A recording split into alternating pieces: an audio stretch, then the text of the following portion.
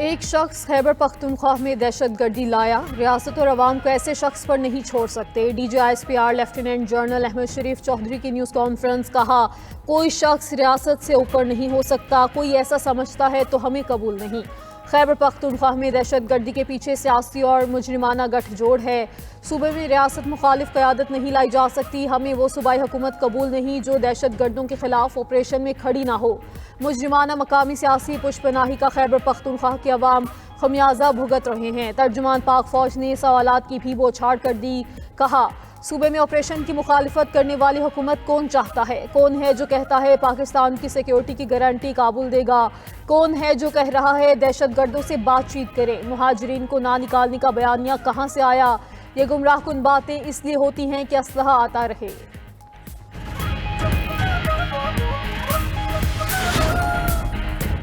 दहशतगर्दों के सहूलतकारों से आहनी हाथों से निमटने का ऐलान। DGISPR ने दहशतगर्दों के सहूलतकारों को 3 ऑप्शन दे दिए। पहला ऑप्शन, सहूलतकार खुद ख्वारिज को रियासत के हवाले करें। दूसरा ऑप्शन, सहूलतकार रियासत के साथ मिलकर ख्वारिज के खिलाफ कार्रवाई करें। तीसरा ऑप्शन, अगर ऐसा ना हुआ तो पाक फौज के एक्शन के लिए तैयार हो जाएं। तर्जुमान पाक फौज लेफ्टिनेंट जनरल अहमद शरीफ ने दहशतगर्दी की 5 अहम वजूहात भी बता दी। कहा कि पहली वजह नेशनल एक्शन प्लान पर पूरी तरह अमल दरामद ना होना है। दूसरी वजह दहशतगर्दी पर सियासत करके कौम को उलझाना है। तीसरी वजह भारत का अफगानिस्तान को दहशतगर्दी के लिए इस्तेमाल करना है। चौथी वजह दहशतगर्दों के हाथों में जदीद अमरीकी असलहा होना है।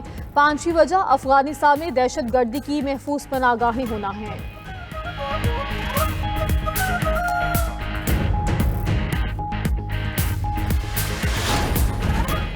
हर मसले का हल बातचीत होती तो जंगें ना होती। क्या भारत के साथ बैठकर प्लानिंग करने वाले से बात करें? किससे बातचीत करें? खारजी नूर वली मसूद से या उसके जत्थे से? सर काट कर फुटबॉल खेलने वालों से कैसे बात हो?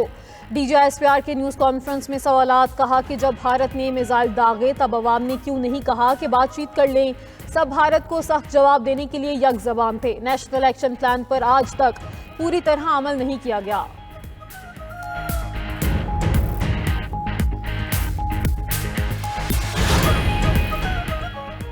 दहशतगर्दों के पीछे अफगानिस्तान तक जाएंगे। कलअदम TTP से बदला लेंगे। वज़ीर दिफा ख्वाजा आसिफ ने वाज़ेह कर दिया। कहा कि अफगान हुकूमत दहशतगर्दों के खिलाफ कार्रवाई नहीं कर रही। भारत अब शायद अफगानिस्तान के जरिए बदले की कोशिश कर रहा है। हमने काबुल में कहा कि अपनी सरजमीन पर दहशतगर्दों को कंट्रोल करें।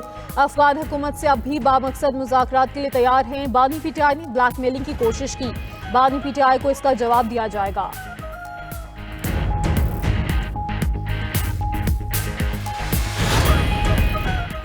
अमेरिका और चीन मुआशी जंग में फिर आमने सामने। अमेरिका ने चीन पर 100% इजाफी टैरिफ आयद कर दिया। ट्रंप ने कहा 1 नवंबर से चीन पर 100% इजाफी टैरिफ आयद कर रहे हैं। जवाबी इक़दामात के तौर पर अहम सॉफ्टवेयर्स पर भी बरामदी पाबंदियां लगाएंगे। चीनी सदर शी जिनपिंग से मुलाकात मनसूख नहीं की।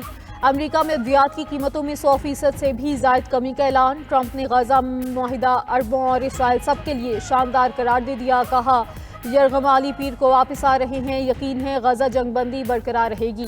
ट्रंप का एक बार फिर पाक भारत जंग रुकवाने का भी तस्करा। बोले उन्होंने पाकिस्तान और भारत समेत 8 जंगें रुकवाई। नोबेल अमन इनाम के फैसले का भी एहतराम। बोले नोबेल अमन इनाम ना मिलने का अफसोस भी है।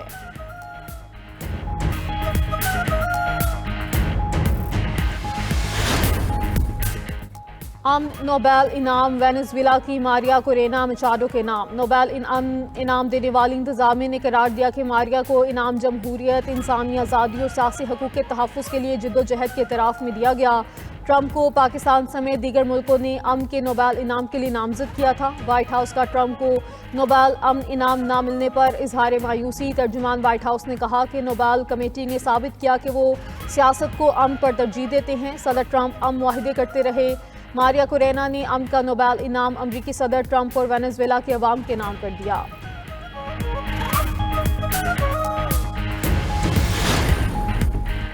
खैबर पख्तूनख्वा असम्बली का इजलास आज दोपहर 3 बजे बुलाने का फैसला। पेशावर में तहरीक इंसाफ की क़यादत और हुकूमती अरकान की रात की मुशावरती बैठक। अली अमीन गंडापुर के इस्तीफे के बाद की सूरत हाल का जायजा।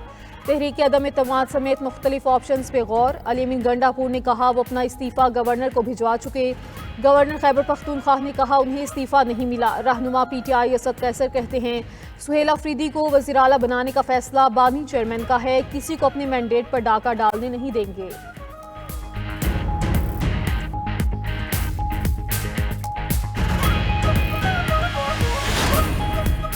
वफाकी वज़ीर दाखिला मोहसिन नकवी और वज़ीर मुमलिकत तलाल चौधरी का फैज़ाबाद का दौरा। मुख्तलिफ इलाकों में सिक्योरिटी इंतजामात का जायजा लिया, जवानों का हौसला बढ़ाया और वज़ीर दाखिला मोहसिन नकवी की इस्लामाबाद पुलिस और फेडरल कॉन्स्टेबलरी के जवानों से मुलाकात। कहा कि किसी जत्थे को इस्लामाबाद या किसी और शहर पर चढ़ाई की किसी सूरत इजाज़त नहीं देंगे। किसी को भी कानून हाथ में लेने की इजाज़त नहीं दी जा सकती। कानून की अमलदारी यकीनी बनाने में आपका कलीदी किरदार है।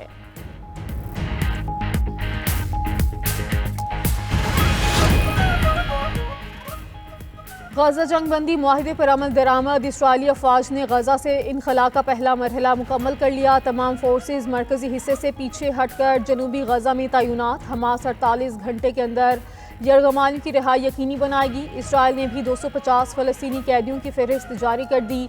मारूफ फ़लस्तीनी रहनुमाओं मरवान बरगूसी, अहमद सादात, हसन सलाम और अब्बास अल सईद के नाम शामिल नहीं।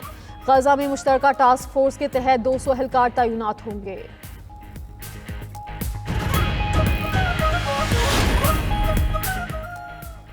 गजा में जंगबंदी के बाद इसराइल का लबनान पर फ़ज़ाई हमला। लबनान का गाँव नजारिया धमाकों से लरज़ उठा। इसराइल ने बेवक्त वक्त कई मकामात पर बमबारी की। हुकाम के मुताबिक इसराइल ने बिल्डोज़र और खुदाई करने वाली मशीनों की नुमाइश को निशाना बनाया।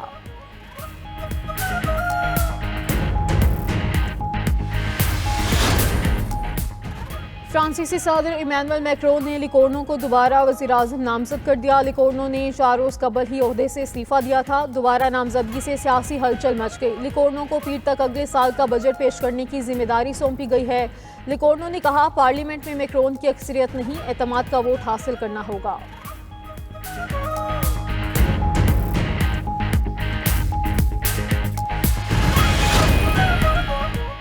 और पाकिस्तान और जनूबी अफ्रीका की टेस्ट सीरीज़ की तैयारियां। दोनों टीमों का कज़ाफ़ी स्टेडियम में प्रैक्टिस सेशन। पाकिस्तानी बल्लेबाजों की तेज़ और स्पिन बॉलर्स के खिलाफ मशक़ें। जनूबी अफ्रीकी खिलाड़ियों ने फिटनेस और महारत बढ़ाने के लिए मुख्तलिफ ड्रिल्स में हिस्सा लिया।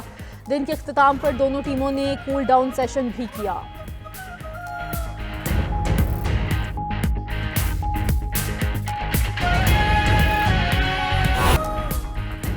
अमेरिका में हुकूमती शटडाउन 10वें रोज भी जारी। विफाकी इदारों से बड़े पैमाने पर मुलाजिमीन की बरतरफियों का आगाज। व्हाइट हाउस ने बरतरफियों का जिम्मेदार डेमोक्रेट्स को करार दे दिया। अमेरिकी मीडिया के मुताबिक महकमा सेहत और महकमा तालीम ने गैर जरूरी मुलाजिमीन बरतरफ कर दिए। बरतरफियों से सरकारी खिदमात मुअत्तल, लाखों अमेरिकी खानदान मुतासिर हो सकते हैं।